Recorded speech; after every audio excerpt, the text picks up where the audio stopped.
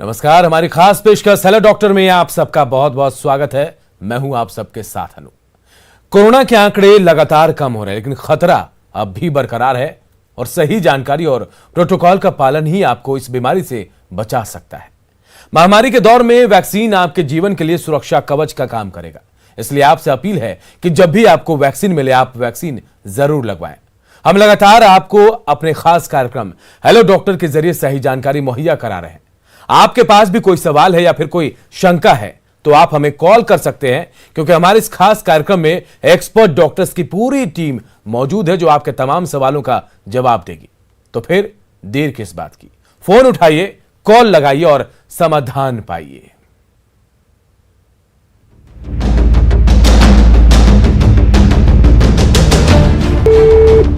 Children's Hospital, what is your emergency?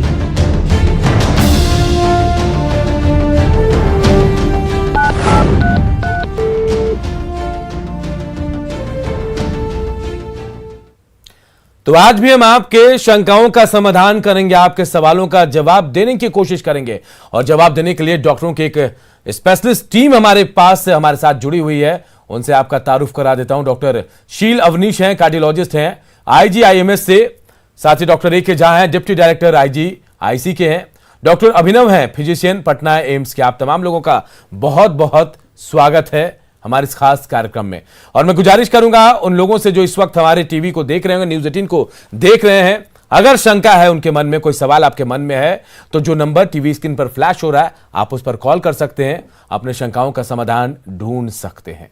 और चलिए सबसे पहले सवाल शुरू करते हैं। और सवाल में डॉक्टर शील अवनीश आपके पास आऊंगा। सबसे पहला सवाल आपसे, कोरोना की तीसरी लहर को लेकर लोग बहुत डरे हुए हैं, कितना खतरनाक हो सकता है ये, लोगों के मन में शंकाएं हैं, क्या इसका जवाब आपके पास है?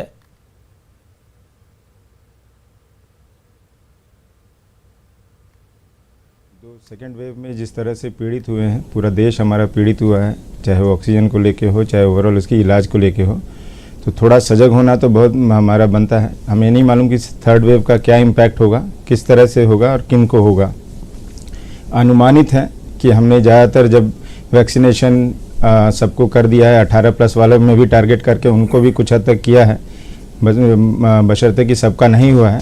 तो जो टारगेट ग्रुप बचता है वो 18 से कम आयु वाले, चाहे वो नवजात शिशु हो, चाहे इस एज ग्रुप वाले हों, तो ये सबसे खतरनाक इस सेंस में हो सकता है कि इनका इलाज करना, बच्चों का इलाज करना बड़ों के इलाज करने से ज़्यादा डिफ़िकल्ट है। इनको ICU में मैनेज करना बहुत ज़्यादा दिक्कत होती है हमें एज ए डॉक्टर भी, या हेल्थ केयर वर्कर के लिए बच्चों का इलाज करना या बच्चों को ICU में मैनेज करना जब वो कोविड संक्रमित हों तो बहुत दिक्कत वाली चीज़ होगी। एडल्ट को तो हम 20 मरीज पे 2-4 नर्सिंग स्टाफ से भी मैनेज कर लेते हैं, बट बच्चों के केस में ही पॉसिबल नहीं हो पाएगा। तो इसीलिए हमें थोड़ा सजग होने की ज़रूरत है कि हम थर्ड वेव जो एंटिसिपेटेड है, अगर आता है तो कितना इम्पैक्ट लेके आएगा ये हमें नहीं मालूम, बट अगर हम थोड़ा सजग रहें, तैयारी के साथ रहें, तो शायद इसका इम्पैक्ट कम होगा।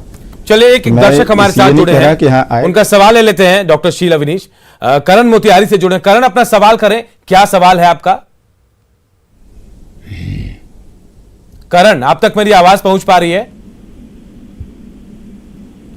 लगता है करण तक हमारी आवाज नहीं पहुंच पा रही। दोबारा उनसे भी जुड़ने की कोशिश करेंगे। डॉक्टर AK झा आपके पास आऊंगा। वैक्सीन सबसे बड़ा अचूक हथियार अभी कोरोना को लेकर है, वैक्सीन को लेकर कहा जा रहा है, लेकिन क्या यह बात सही है कि अगर दोनों डोज लग जाए तो कोरोना नहीं होगा आपको?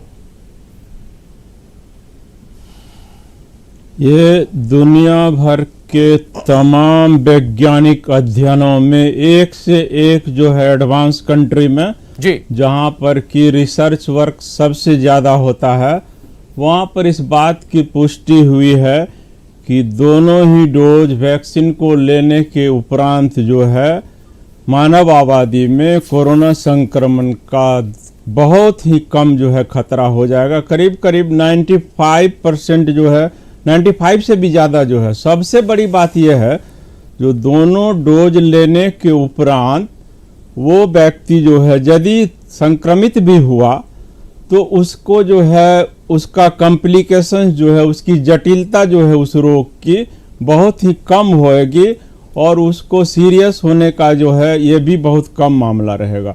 दोनों डोज क्या, एक भी डोज लेने पर भी जो है 3-4 महीने तक जो है इस तरह से एंटीबॉडी बनता है जो आपको सुरक्षित रखता है। इसीलिए वैक्सीन पर किसी भी तरह का शंका नहीं करना है, बिना संकोच के जो है लोगों को लगाना है, बिना भय के लगाना है। चलिए बिल्कुल, बहुत जैसा सही। कि हम लोग सुन रहे हैं, आप जी। भी देख रहे हैं, दे रहे हैं इस बात का जो है प्रमाण, जो अभी भी देहात में जो है लोगों को वैक्सीन के प्रति उतनी जागरूकता नहीं आई है। इसलिए जो है वैक्सीन तो अवश्य लगवाना है, दोनों ही डोज लगवा लेना है। बिल्कुल।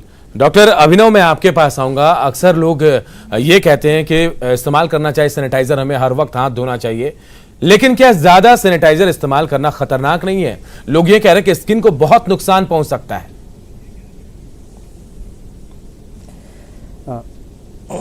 अनूप जी, आपका कहना बिल्कुल सही है। सैनिटाइजर से हमेशा ज़्यादा अच्छा साबुन और पानी है, वो ईजिली अवेलेबल है, और हम एक बार धो लेते हैं साबुन पानी से तो वो ड्रेन ऑफ हो जाता है, अननेसेसरी केमिकल हमारे शरीर में नहीं रहता है। सैनिटाइज़र भी अभी जो मार्केट में अवेलेबल है, कितना ऑथेंटिक है, नॉन ऑथेंटिक है, ये भी देखने वाली बात होगी।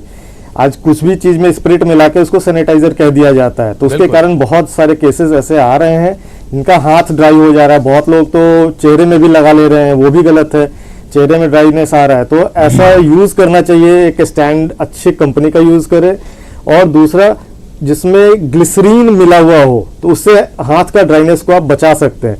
आइडियली सैनिटाइजर हमको तभी यूज़ करना चाहिए जब हमारे पास पानी और साबुन की व्यवस्था ना हो, या जैसे हम ट्रैवल कर रहे हैं कहीं और जा रहे हैं, आ रहे हैं, ऐसे जगह जहाँ पे पानी नहीं है। लेकिन घर में रहें तो मैं फिर कहूँगा कि साबुन और पानी बेस्ट है। 1 मिनट तक साबुन को लें, प्रॉपर्ली वॉश करें, हाथ इस पर हम बात करेंगे। राजेश, एक दर्शक हमारे साथ जुड़े पटना से।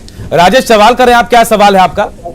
मेरा सवाल है कि वैक्सीन लेना है तो अगर किसी व्यक्ति को खांसी हल्का सा है तो वैक्सीन लेगा या नहीं? चलिए डॉक्टर अभिनव, मेरा वैक्सीन आप अगर जवाब दे दें। हाँ बिल्कुल, आप वैक्सीन ले सकते हैं, कोई दिक्कत नहीं है। लेकिन अगर आपको खांसी है तो खांसी क्यों है ये पता लगाना बहुत जरूरी है।